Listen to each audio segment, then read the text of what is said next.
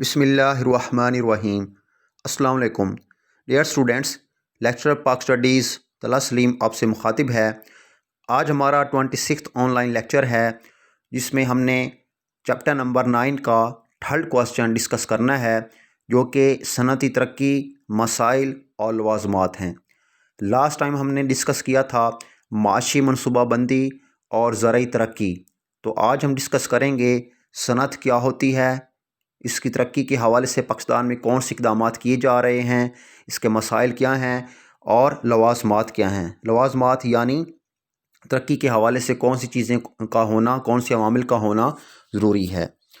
ہمارا ملک ایک زرعی ملک ہے اور زیادہ تر لوگوں کا انحصار، روزگار کا، معیشت کا انحصار زراعت پر ہے، لیکن ملک کی بڑھتی ہوئی آبادی کے حوالے سے ہمیں صنعت میں خود کفیل ہونا ہوگا۔ زمین یہ ہے کہ کسان محنت کرتا ہے یا حالات سازگار نہیں ہوتے تو اس کی محنت ضائع ہو جاتی ہے، زراعت کے حوالے سے آمدنی کم ہوتی ہے جس سے معیشت پر اثر پڑتا ہے، لیکن اگر صنعت لگائی جائے تو اس سے معیشت مضبوط ہوتی ہے۔ آج ہم اسی حوالے سے بات کریں گے۔ کسی بھی ملک کی معاشی ترقی کے لیے اس ملک میں صنعت کا ہونا بہت ضروری سمجھا جاتا ہے۔ آج کے دور جدید میں پاکستان صرف زراعت پر دار و مدار نہیں رکھ سکتا۔ زراعت ہمیں کھانے کی اشیاء اور خام مال فراہم کرتی ہے، جبکہ صنعت کم جگہ لے کر زیادہ لوگوں کو روزگار فراہم کرتی ہے۔ مختلف صنعتی اشیاء اور صنعتی خام مال کو پیدا کر کے ہماری زیادہ سے زیادہ ضروریات پوری ہو سکتی ہیں، نئی نئی چیزیں منڈیوں میں لائی جا سکتی ہیں۔ اس حوالے سے ہم صنعت کے حوالے سے بات کریں گے۔ سب سے پہلے ہم دیکھیں گے صنعت ہے کیا۔ صنعت سے مراد انڈسٹری یعنی کوئی کارخانہ جو چھوٹے پیمانے پر یا بڑے پیمانے پر ایٹ دی لارج اسکیل اور ایٹ دی اسمال اسکیل لگایا گیا ہو، اس کو صنعت کہتے ہیں۔ دستکاریاں یا کارخانے یا فیکٹریاں یا مشینری جو لگائی جاتی ہے چیزیں پیدا کرنے کے لیے، وہ صنعت کہلاتی ہے۔ اچھا، اب صنعت کے بارے میں ہم دیکھ لیا، اب ہم دیکھتے ہیں صنعتوں کی اقسام کون سی ہوتی ہیں۔ ٹھیک ہے، ہاتھ سے بنی ہوئی چیزیں دستی صنعت یا دستکاری کے زمرے میں آتی ہیں۔ دستکاری یعنی ہینڈ میڈ کمیونٹیز۔ دستکاری کی صنعت عموماً دیہاتی علاقے یا چھوٹے چھوٹے قصبوں میں پائی جاتی ہے۔ اس صنعت میں لکڑی اور لوہے کا کام، سونے اور چاندی کا کام، ہاتھ سے بنے ہوئے قالینوں اور چٹائیوں کا کام، پتوں اور بیج سے بنی ہوئی مختلف روزمرہ کی اشیاء کا کام، پتھر اور مٹی کے برتنوں کا کام اور کپڑوں پر کشیدہ کاری کا کام ہوتا ہے۔ یہ چیزیں ہاتھ سے بنائی جاتی ہیں۔ ہاتھ سے بنی ہوئی چیزوں کو دستی صنعت یا دستی صنعت کاری کا نام دیا گیا ہے۔ دستکاری کا hand made things, hand made communities, hand made industry. ٹھیک ہے، اس کے بعد آ جاتی ہے اسمال انڈسٹری، چھوٹی صنعت، اسمال انڈسٹری۔ پاکستان میں چھوٹی صنعت وہ ہوتی ہے جو 2 سے 9 مزدوروں کو ملازم رکھ کر بازار کے لیے مختلف اشیاء بناتی ہے، یعنی چھوٹے پیمانے پر لگائی گئی صنعت کو چھوٹی صنعت یا اسمال انڈسٹری کہتے ہیں۔ ٹھیک ہے، ہماری چھوٹی صنعت میں مرغی خانے، ڈیری فارم، شہد بنانے کی صنعت، قالین سازی، برتن بنانے کی صنعت، کھیلوں کا سامان بنانے کی صنعت، بجلی اور موٹریں بنانے کی صنعت جو ہے وہ چھوٹی صنعت میں آتا ہے، یعنی اسمال انڈسٹری میں آتا ہے۔ اس کے بعد ہے بھاری صنعت یعنی ہیوی انڈسٹری۔ بھاری صنعت، ہیوی انڈسٹری، بڑے پیمانے کی صنعت کو بھاری صنعت کہتے ہیں۔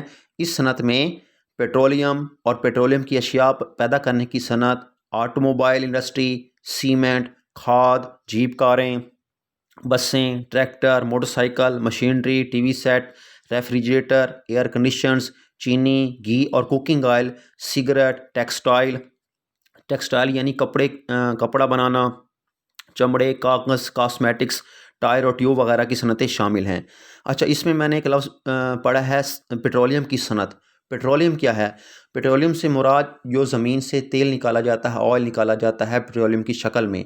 اب پیٹرولیم مصنوعات سے کیا مراد ہے؟ پیٹرولیم مصنوعات سے مراد جیسے اس کو صاف کر کے ہائی آکٹین اور لو آکٹین بنایا جاتا ہے، یعنی اس سے پیٹرول یا ڈیزل یا مٹی کا تیل یعنی کیروسین آئل بنایا جاتا ہے، تو اس کو پیٹرولیم مصنوعات کہا جاتا ہے۔ یعنی light diesel, heavy diesel, light petrol, heavy petrol, اس کو سپر پیٹرول بھی کہتے ہیں، ہائی آکٹین بھی کہتے ہیں، یا اس سے مٹی کا تیل بنایا جاتا ہے، کیروسین آئل بنایا جاتا ہے، تو وہ کیا ہیں؟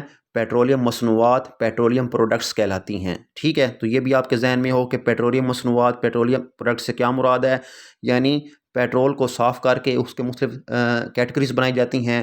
کسی سے ہائی ڈیزل بنایا جاتا ہے یا اس سے پھر ہائی پیٹرول بنایا جاتا ہے جس کو سپر پیٹرول بھی کہتے ہیں, یا ہیوی ڈیزل بنایا جاتا ہے, یا مٹی کا تیل بنایا جاتا ہے تو اس کو پیٹرولیم پروڈکٹس کہتے ہیں. ٹھیک ہے.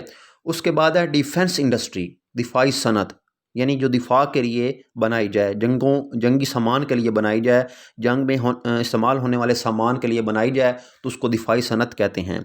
ملک کی اس اسلحہ اور اس سے متعلقہ دوسری چیزیں تیار کرنے والی صنعت دفاعی صنعت کہلاتی ہے. ٹیکسلا, انجینئرنگ. اچھا, اسلحہ اور اس کے متعلق دوسری عسکری چیزیں. عسکری سے کیا مراد ہے؟ فوج. عسکری فوجی کو کہتے ہیں کہ فوج سے متعلقہ جو چیزیں بنائی جاتی ہیں اس کو ریلیٹڈ ٹو دی آرمی. ٹھیک ہے, تو اس کو عسکری کہتے ہیں. ٹیکسلا انجینئرنگ ورکس میں میزائل وغیرہ تیار کیے جاتے ہیں, جبکہ کوہوٹا ریسرچ لیبارٹریز ہمارے نیوکلیر پروگرام پر کام کر رہی ہے. فوجی فاؤنڈیشن کے تحت ملک میں کچھ صنعتیں لگائی گئی ہیں جن میں فوج سے ریٹائر ہوئے لوگ کام کر رہے ہیں. فوج کی وردیوں میں سمیت مختلف اشیاء تیار کی جاتی ہیں تو یہ دفاعی صنعت کہلاتی ہے. ٹھیک ہے. کسی بھی ملک کی صنعتی ترقی کا دار و مدار ذرائع نقل و حمل پر ہوتا ہے, یعنی ٹرانسپورٹ. ٹھیک ہے. ذرائع نقل و حمل کیا ہے کہ جب چیزیں تیار ہو گئی ہیں, اب چیزوں کو ایک ملک سے دوسرے ملک یا ایک جگہ سے دوسری جگہ, ایک شہر سے دوسرے شہر, ایک صوبے سے دوسرے صوبے کیسے منتقل کیا جائے, وہ ذرائع نقل و حمل سورسز آف ٹرانسپورٹیشن کے ذریعے منتقل کیا جائے گا, ٹرانسفر کیا جائے گا. تو یہ دو چیزیں بہت ضروری ہیں جو کسی ملک کی صنعت کے لیے بہت ضروری ہیں. ایک ہے ذرائع نقل و حمل اور دوسرا ہے ذرائع مواصلات. ذرائع نقل و حمل ٹرانسپورٹیشن اور ذرائع مواصلات کمیونیکیشن, کہ کمیونیکیشن کس طرح ہے اور ٹرانسپورٹیشن کس طرح ہے. ذرائع نقل و حمل کیا ہیں؟ جیسے ریلوے, سڑکوں پر چلنے والی گاڑیاں, بسیں, ہوائی جہاز, سمندر میں چلنے والے بڑے بڑے جہاز, ٹینکرز اور لانچیں وغیرہ, یہ ذرائع نقل و حمل یعنی ٹرانسپورٹیشن میں شامل ہیں. اس کے بعد ہے ذرائع مواصلات, کہ ہم نے اگر کسی سے ڈیلنگ کرنی ہے کہ ہمارے جو معاہدات ہیں وہ طے کرنے ہیں تو کیسے کریں گے؟ ڈاک کے ذریعے, ٹیلی گراف کے ذریعے, ٹیلی فون کے ذریعے, اخبارات کے ذریعے, مختلف چیزوں کے ذریعے, انٹرنیٹ کے ذریعے, ای میل کے ذریعے. تو یہ ذرائع مواصلات ہیں, سورسز آف کمیونیکیشنز ہیں. تو یہ دونوں چیزیں صنعتی ترقی کے لیے بہت ضروری ہوتے ہیں. آج کے جدید دور میں ذرائع مواصلات, ڈاک, ٹیلی گراف, ٹیلیکس, ٹیلی فون, ٹیلی ویژن, ریڈیو, اخبارات, رسائل, انٹرنیٹ, ای میل اور ای کامرس بھی صنعتی ترقی میں اہم کردار ادا کرتے ہیں. اچھا, ابھی ایک ٹرم ہے ای کامرس. ای کامرس کیا ہے؟ انٹرنیٹ کے ذریعے کی جانے والی تجارت کو ای کامرس کہتے ہیں. ای کامرس کیا ہے؟ یہ آپ کا شارٹ کوشچن بن سکتا ہے. انٹرنیٹ کے ذریعے کی جانے والی تجارت کو ای کامرس کہتے ہیں. ٹھیک ہے. اچھا, اب ہم بات کریں گے کہ صنعتی ترقی کے لوازمات کیا ہیں. لوازمات سے مراد یہ ہوتا ہے کہ وہ کون سی عوامل ہیں, وہ کون سی چیزیں ہیں, وہ کون سے کام ہیں, وہ کون سے عناصر ہیں جو اگر وہ کیے جائیں تو صنعت میں ترقی ممکن ہو سکتی ہے. ٹھیک ہے. اس کو ہم پڑھیں گے, آپ کے ٹیکسٹ بک میں بھی موجود ہے. ملکی مال بیچنے کے لیے قومی اور بین الاقوامی منڈیوں کا خوش اسلوبی سے جائزہ لیا جائے. ملک کے اندر عاملین پیدائش یعنی کسٹمر وافر یا کم ہونے کا جائزہ لیا جائے. صنعتی منصوبے کے سائز اور نوعیت کا جائزہ لیا جائے. ملک میں صنعتی ترقی پر اثر انداز ہونے والے عامل کا جائزہ لیا جائے. ملک میں مہارت یافتہ افراد کا جائزہ لینا اور دوسرے ممالک کے لوگوں میں پائے جانے والی مہارتوں کا جائزہ لینا, یہ صنعتی ترقی کے لوازمات ہیں.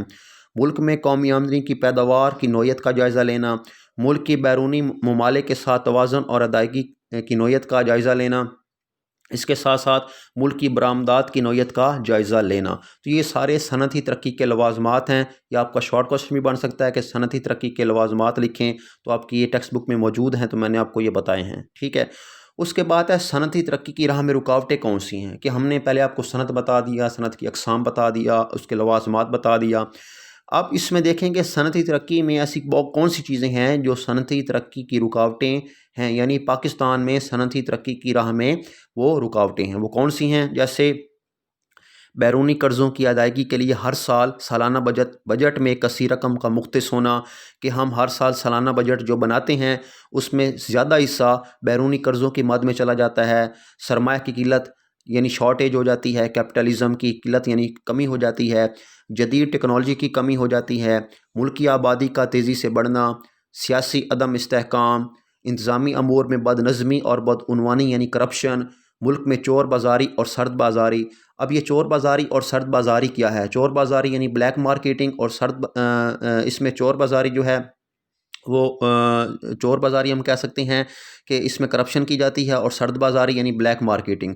اچھا، چور بازاری میں کیا ہوتا ہے؟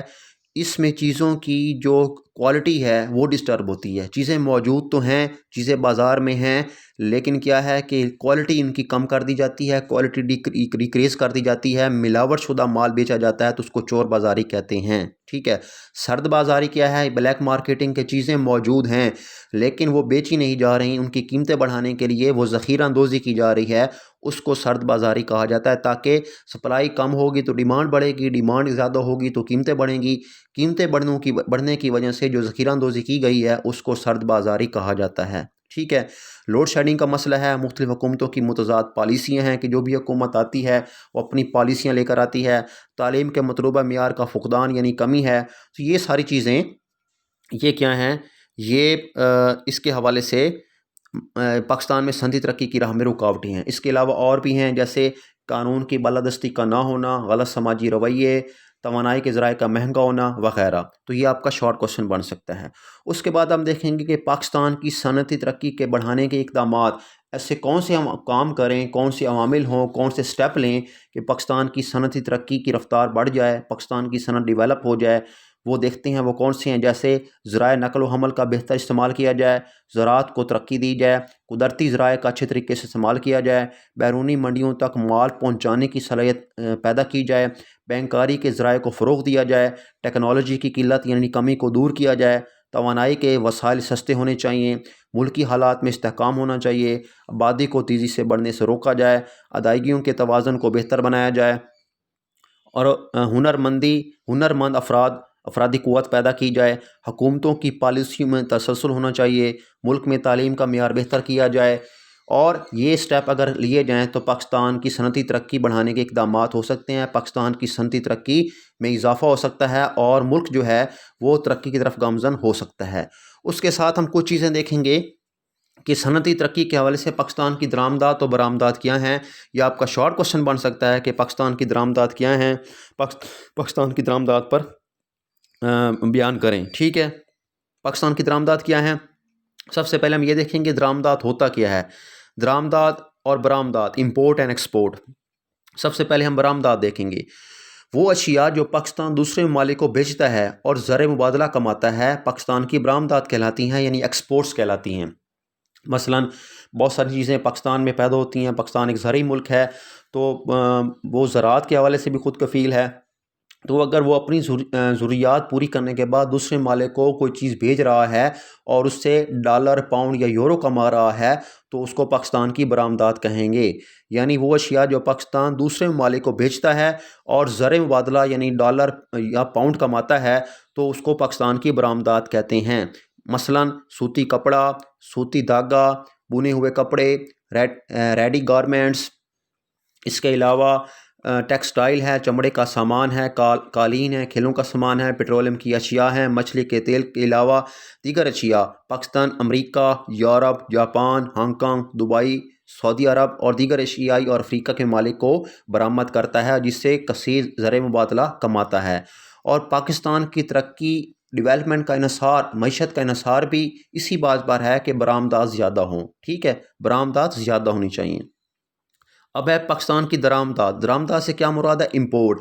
جب ہم کہتے ہیں کہ ہم نے کوئی امپورٹڈ چیز لی ہے، اس کا مطلب یہ ہے کہ ہم نے اپنے ملک سے بنی ہوئی نہیں خریدی، ہمارے ملک نے نہیں بنائی، ہمارے ملک میں تیار نہیں ہوئی، بلکہ وہ امریکہ سے، جاپان سے، اٹلی سے یا جرمنی سے منگوائی گئی ہے، اس لیے ہم اس کو امپورٹڈ کہہ رہے ہیں. تو امپورٹڈ سے مراد درآمدات، یعنی پاکستان کی درآمدات سے مراد امپورٹ. تو وہ اشیاء جو پاکستان اپنے ملک میں پیدا نہیں کر سکتا، یا لو کوالٹی میں پیدا ہوتی ہیں، یا ان کی کوالٹی اچھی نہیں ہے، یا کوانٹٹی زیادہ نہیں ہے، وہ اشیاء جو پاکستان دوسرے ممالک سے منگواتا ہے اپنے ملک میں، وہ پاکستان کی درآمدات کہلاتی ہیں، امپورٹس کہلاتی ہیں. مثلاً مشینری ہے، صنعتی خام مال ہے، اس کے علاوہ کیمیکلز ہیں، رنگ ہیں، کھادیں ہیں، ٹرانسپورٹ کا سامان ہے، چائے ہے، اسٹیشنری ہے، کھانے کا تیل ہے، نقل و حمل کا سامان اور دفاعی سامان وغیرہ. پاکستان یہ چیزیں زیادہ تر چین، جاپان، امریکہ، کویت، سعودی عرب اور ملائیشیا کے علاوہ دیگر ایشیا، یورپ اور افریقہ کے ممالک سے منگواتا ہے۔ اب صورتحال یہ ہے کہ پاکستان کی درآمدات زیادہ ہیں، یعنی پاکستان باہر سے چیزیں زیادہ منگواتا ہے، اور پاکستان کی برآمدات کم ہیں، یعنی باہر چیزیں کم بیچتا ہے۔